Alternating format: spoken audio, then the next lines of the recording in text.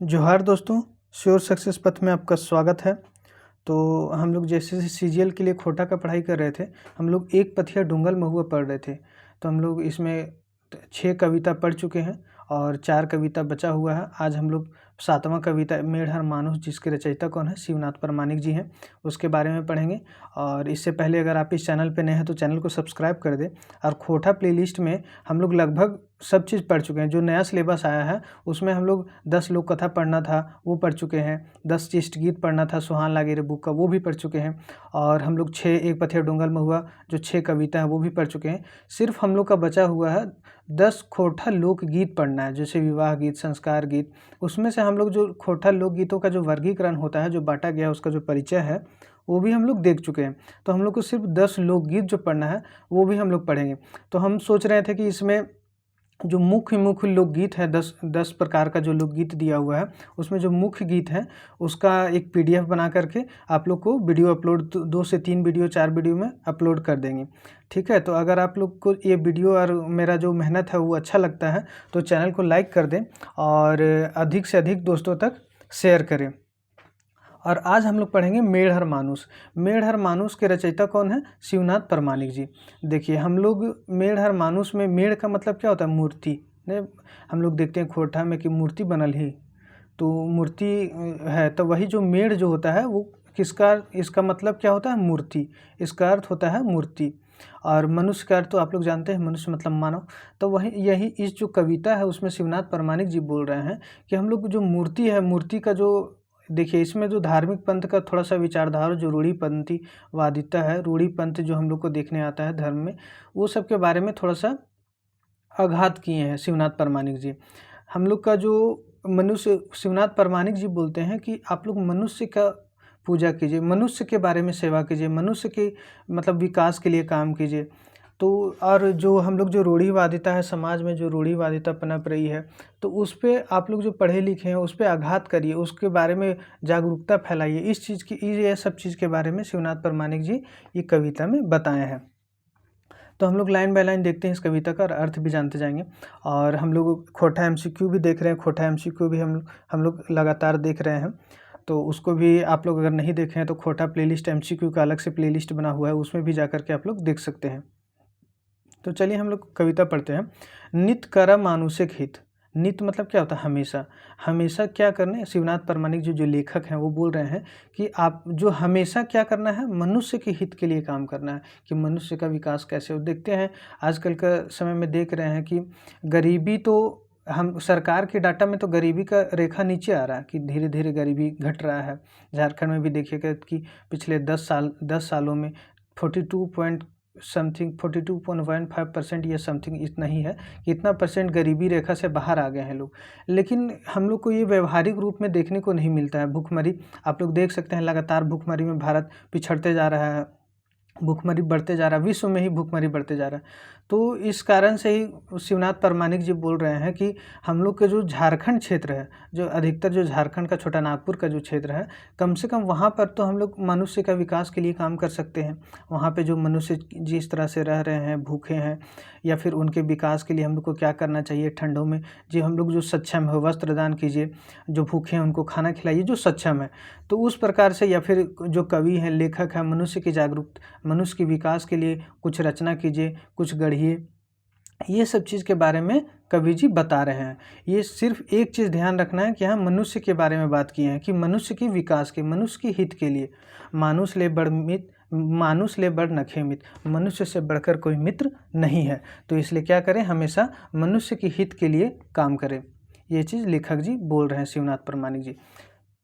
देखिए, मुदा मतलब लेकिन क्या हो रहा है? हम लोग को तो क्या काम करना था? क्या? मनुष्य के विकास के लिए, मनुष्य के हित के लिए काम करना था। लेकिन अभी देखिए क्या हो रहा है। सायन के और गोंज के, माटी के मेड़ बनाए के, झलफले बिहाने नहाए के, धूप दिया बायर के, टाका कर्जा कर के, पैसा पैसा खर्चा कर के, उपासे पाठा काट के, कांद के और में माय के, भला की तो मांगे हैं। जो कवि जी बोल रहे हैं कि तुम जो इतना मेहनत कर रही हो, माटी का जो मूर्ति है उसको देखिए, ये तो हम इसमें कुछ बोलना नहीं चाहते हैं, लेकिन ये जो है ना धार्मिक आघात जो हिंदू धर्म में हो या फिर कोई भी धर्म में हो जिनमें मूर्ति का पूजा होता है, उस पे थोड़ा-सा आघात कर रहे हैं कवि जी। तो उसमें लिखते हैं कि साइंस के और गोंज की, मतलब माटी जो होता है उसको साइंस के गोंज की हम लोग एक मूर्ति बनाते हैं। मेढ़ यानी मूर्ति हम लोग बनाते हैं। झलफले बिहाने नहाय की, धूप दिया बैर की। झलफले बिहाने नहाय की, जो जो पूजा करते हैं तो वो क्या करते हैं, सुबह सुबह उठे, झलफले धूप दिया जाए, टाका कर्जा करके। उनके पास अगर पैसा नहीं है तो कर्जा करके पूजा करते हैं। ये तो रूढ़िवादिता है दोस्तों कि आपके पास आप सक्षम नहीं है पूजा करने।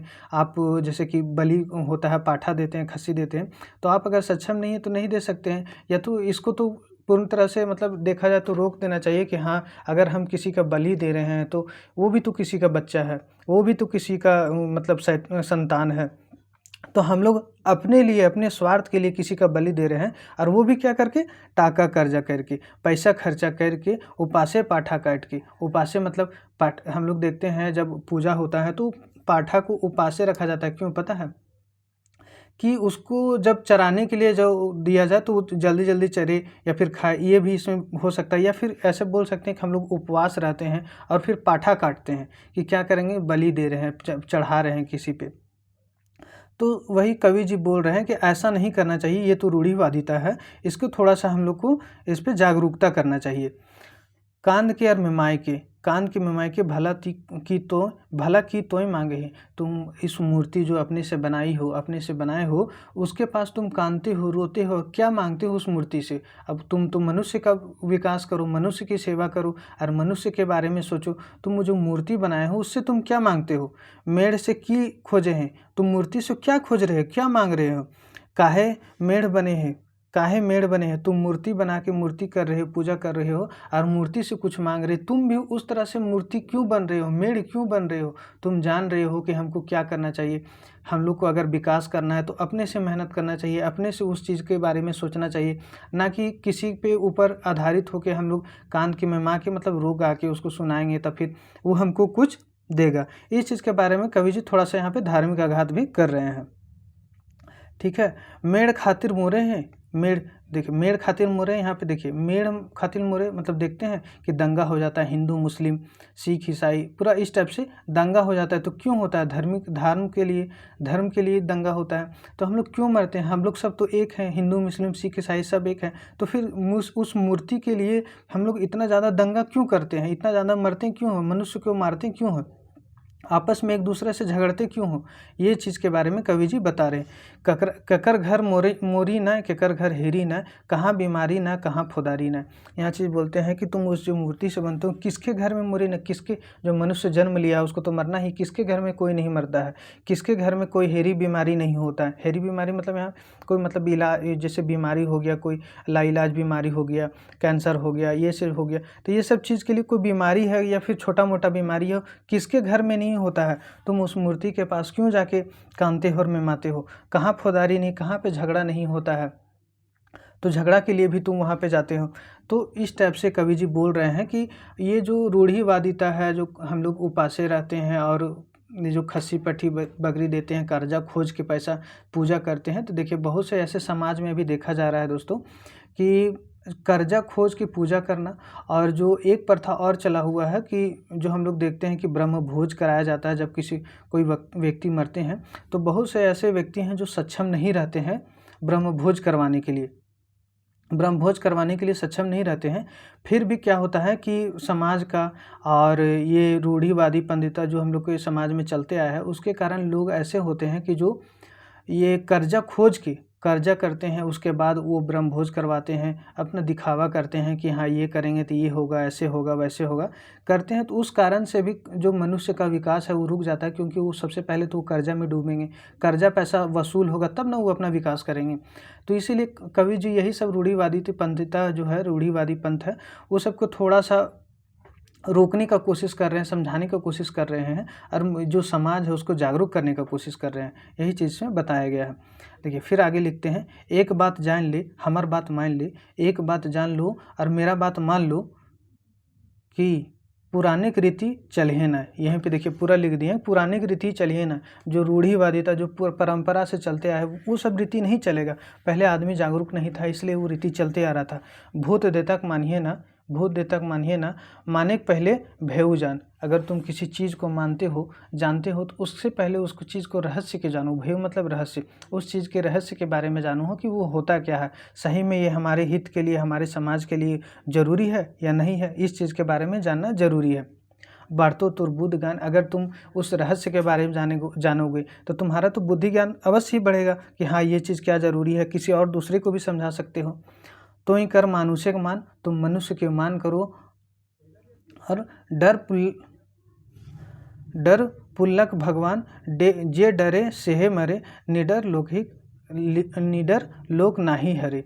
मतलब यहाँ पे बोल रहे हैं कि तो बढ़तो तो बुद्ध ज्ञान, तो ही कर मानुष्य का मान, तुम मनुष्य क्या मान करो। डर पुल्लक मतलब जो डरपोक आदमी होते हैं उन्हीं के लिए भगवान है। जे डरे सेहे मरे, और जो डरते हैं वही मरते हैं, वही अपने लक्ष्य से पीछे हट जाते हैं। और निडर लोग, जो निडर रहते हैं, हमेशा डटे हुए रहते हैं, अपने काम पे ध्यान देते हैं, वो कभी नहीं हारते हैं। जकर पेटे भात न लगे लोगे लेप्टाइल गात न, लिखते हैं यहाँ पे, जिसके पेट में भात नहीं, जिसके अनाज नहीं पूरा, जो खाने नहीं सक रहा है, लुगे लेप्टाइल गात न, जिसके शरीर में कप वस्त्र तक नहीं है, पैवे तो हुआ ईमान ई धरती के भगवान। जैसे कि बोल रहे हैं वहाँ पे कि जिस उस मनुष्य की सेवा करो जिसके पेट में भात नहीं है, जो भूखे रह रहे हैं, भूखे हैं, जिनके पास पहनने के लिए वस्त्र नहीं है, जो गरीब है, जो फुटपाथ पे रहते हैं, उनको तुम सेवा करो। वहीं पे तुम भगवान को पाओगे, वहीं पे तुम्हारा ईमान मिलेगा, वहीं पे तुम्हारा सब कुछ का विकास होगा। सेवा कर मानुष माय, मानुष्य ले बढ़ केहू नाय। सेवा कर मानुष माय, मनुष्य की सेवा करो, माता की सेवा करो, महिलाओं को आदर करो, और उससे बड़ा कोई मान्य नहीं है। मनुष्य ने केहू नाय, मनुष्य से बड़ा कोई नहीं है। यहीं पे ये कविता खत्म होता है। तो अगर आप लोगों को ये वीडियो अच्छा लगता है तो लाइक शेयर एवं सब्सक्राइब जरूर कर दें। और खोटा प्लेलिस्ट में अगर आप लोग पहले का वीडियो नहीं देखे हैं तो खोटा प्लेलिस्ट में जाकर के वीडियो देख ले। और ठीक है, आप लोग के वीडियो में बने रहने के लिए बहुत बहुत धन्यवाद। और कमेंट करके ज़रूर बताएं कि आपको वीडियो कैसा लगा। थोड़ा सा इसमें धार्मिक पंथ पे थोड़ा सा आघात किए हैं कवि जी, उसको ध्यान में नहीं रखना है, और कविता का जो सार भाव है उस पर ध्यान करना है। ठीक है, बहुत बहुत धन्यवाद आप लोगों को।